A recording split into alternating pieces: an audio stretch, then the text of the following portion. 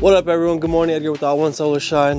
So pardon the voice, I think I'm catching a little bit of a cold, but hopefully you guys can all understand me really well. In today's video, what we're gonna be doing is gonna be something very simple, but also very crucial and important for all homeowners, okay? So this is actually a repeat customer of mine. I've already been to this house, and this is the reason why I'm coming back. First time he called me out, he said, hey Edgar, I had some roof damage last year, some really big roof damage because of gutter issues. So this year, I'm taking preventative measures, come out and clean my gutters. I said, let's do it. So I came out about 2-3 weeks ago to clean these gutters.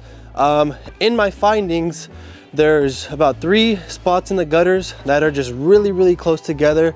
Rays, if you want to kind of zoom in on where that top gutter goes on top of the middle gutter right there. Yep. So on an issue like that, what's happening is it's so close to the roof line that there's about maybe an inch of space. And so what happens, just a small little amount of debris blocks it all up and backs up all that water, okay? So what I'm gonna be doing today is I'm gonna be cutting it a little bit open. That way we can definitely get a much better flow of water. So that way if one small leaf or one small piece of moss goes in there, it still flows, it doesn't block it, doesn't back it up, okay? Besides that, we're also gonna be removing some roof moss. I apologize for everyone, but don't quote me. I don't know the names of different mosses, but there are different moss types on different roofs. So this one right here, you'll see it's kind of like those little balls that hang out at the edge of the tile. Why do you want to remove that? Stay tuned, because you're about to find out why. You basically need a broom and your blower, and also you're gonna need your gutter scooper if you want to scoop it out, which I always do. The reason why I do that is because I'm not a big fan of the blowing or the pressure washing method of gutters. You just blow everything or pressure wash everything out. Just makes a huge mess. So what I'm gonna get up there right now. Ray will follow me from the ladder. You guys will see exactly what moss I'm talking about. As I'm cleaning it, you'll see how simple it is, but yet it's important. Why? Because if you don't know, moss, plants, whatever the case that's organic, holds water, okay? It retains moisture. So if you have moss on your roof, you're just always retaining that moisture, and that moisture is what causes damage down the line, leading to either roof rot, leading to leaks, leading to you know, so any other like just damages regarding the tile, you know, weakening as well. So a lot of this can be easily prevented as long as you clean your roof. So Edgar, how do you remove moss?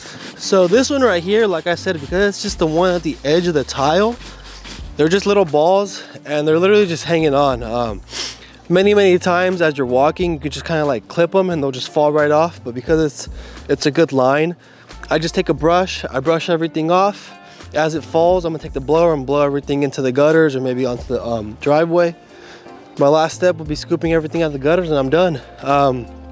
Like I said earlier in this video, don't quote me, and I apologize. I don't even know what you call it. I'm not someone who's moss expert, but this moss right here, it just comes off like that. This is the type of moss that grows on the edge of the tile. There's another moss, not really on this house, but if you can kind of see right here, Rays, a little bit, if you want to your left, you see this one right here, kind of. Yep. So that's a different one. That's the one that grows on the tile. That would require pressure washing. It'll also require a little bit of SH that we can kill it. But this one right here is, you're going to be removing it by this. You're going to be applying an SH solution. That way you can also kill it that way, and then you're good to go. So it's important that you guys, after you do this, you also clean out the gutters, because this moss, what happens is with the water, it will break down and it gets really sludgy, grimy like, and then as it dries harder, so it ends up getting caught. Like the more and more that it rains, the more and more weight that gets on it from more and more moss, it just compacts and kind of gets like a brick. So it'll either just form really hard in the gutter, or it'll also clog your downspout. So there's a lot of homes that have called me out for a clogged downspout, and I asked them, well, when's the last time you cleaned your gutters? Oh, it's been, you know, years. I don't have any trees around. I understand, you know, look at this property. There's no high trees anywhere, but this moss grows, and with the rain, with the wind, all these little balls do fall in the gutter. The rain falls in there, it breaks down the balls, creates like I said, like a sludge, grimy type texture. As it dries, it hardens up. And so people just wonder, like, why are my gutters clogged when I don't have any trees? Well, this is why, all right? There are multiple things that clog your gutter, not just trees. All right, Edgar, what's next? So we're just gonna clean the floor up, and then I'm gonna go up there, cut out the gutters, and we'll go on to the next one. So Edgar, you mentioned this one type of moss. What's another type of moss that you experience?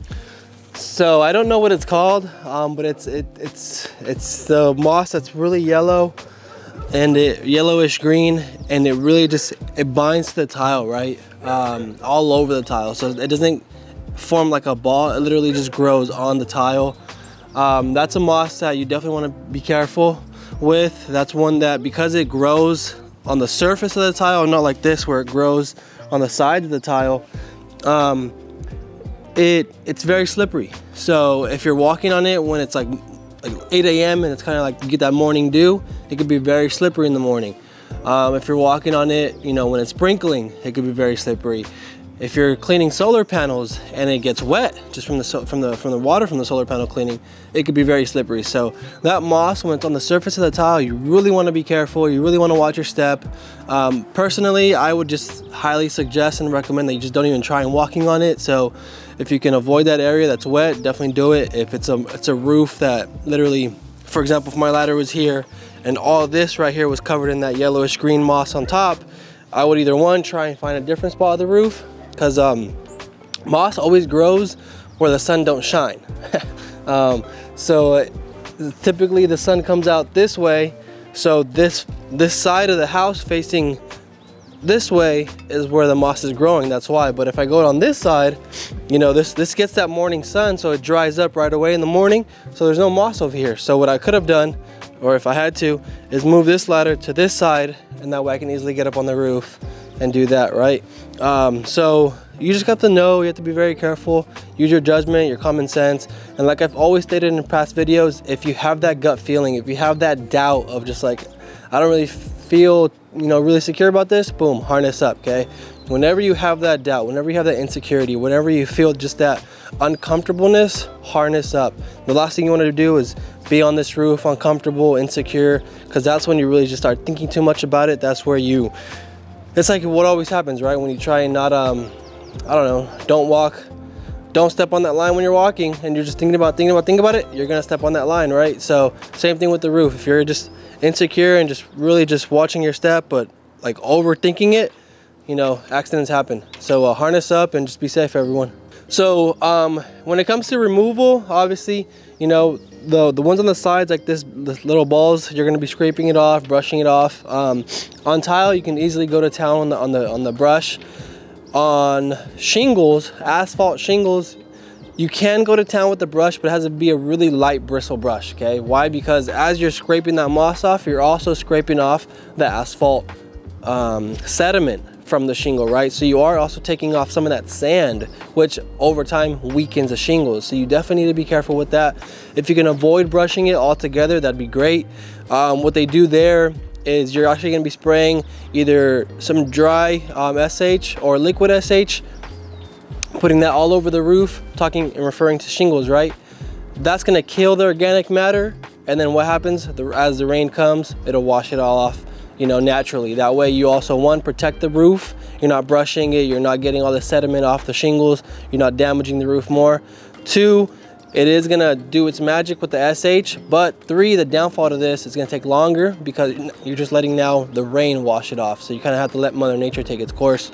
It's not gonna be an immediate effect, kind of something like this, where I came up here, I'm able to brush an hour, hour and a half, I don't know how long it's been, and you know, I have immediate results this morning, right? Homeowner's gonna come home later today from work, he'll see the results right away, versus if I just threw SH up here and let the rain did it, you know, it could take weeks, months, depending on how often it rains. But yeah, you can definitely take moss off. Another immediate result method, if it's on tile, only tile as well, I wouldn't do this on shingles, is pressure washing, okay? You can pressure wash the tile, get all that that green, yellowish moss off the top. It takes a long time, I've done it before, so for those of you who are gonna be doing this and you wanna kind of quote it, it definitely takes a long time. So make sure you quote high on the labor side, because you will be there for many hours, depending on how big the roof is, depending on just how also thick that moss is. So do like a spot check on one side, see how long that takes, and then multiply that by, I don't know, however big the roof is. All right, everyone, so let's do a recap on this job right here. We're finished, we're wrapping up, we're about to get on out, head on to our next one. Next one's gonna be in Rockland as well. So what we did here is we just opened up the gutter a little bit. We made the opening around 2 to 3 inches bigger. That way the water flows a lot smoothly and no dirt or grime gets stuck in there and creates a clog or a backup in the gutters. Next service that we did here was also a roof cleaning service. It was just kind of like a spot cleaning though, because he only needed it on certain sides of his house. It wasn't a full entire roof, and it was also just the sides of the tiles as well. So as you guys saw in this video, we just lightly brushed all that off. We blew it off with a blower, cleaned out the gutters, and we're out. This was a repeat client, and the reason why I was able to explain this to him is because I cleaned his gutters previously, right? As I was getting up there though, he was very adamant about making sure everything's nice and clean, that everything's nice and dry. Why? Because last year he had a major roof leak because a gutter backed up. So he, you know, it's unfortunate though, but you know, it's just the way it is, right? And I'm gonna include myself in that group as well. You don't really think about things until that accident happens, right? You don't really think about, man, I should have done that so that this doesn't happen now and I gotta pay lots of money, or I gotta deal with this, I gotta deal with that. And that's just the way it is, everyone. So make sure you guys educate your homeowners on cleaning their gutters, you know, getting that roof off, getting that moss off their roof, making sure the gutters are properly installed, properly draining. There's a lot of things that go into a properly functioning roof, right? Or a proper functioning roof.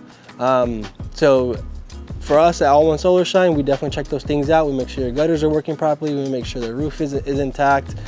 We just do these light inspections. Why? Because we want to make sure the homeowner is taken care of. We don't do roof repairs. We don't do any of that stuff. But you know, we don't replace gutters or install gutters. But we definitely have these people in our back pocket. That way we can definitely take care of our homeowners and refer them to someone. And if there's any issues, we can get it resolved for them, right? Help them out. So wrap all this up. Appreciate you guys watching. I appreciate the love and support as always.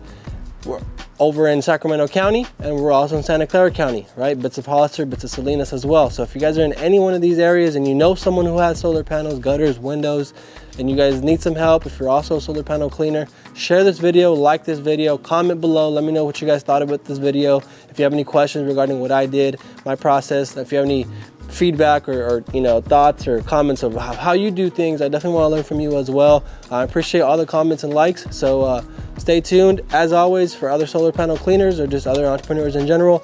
In the description there's a Clarity link. Make sure you guys check that out, because I definitely want to help you guys out. If you have any questions, you need some consultation, let's do it, right? Have a good one, y'all. Be safe and happy holidays. Peace.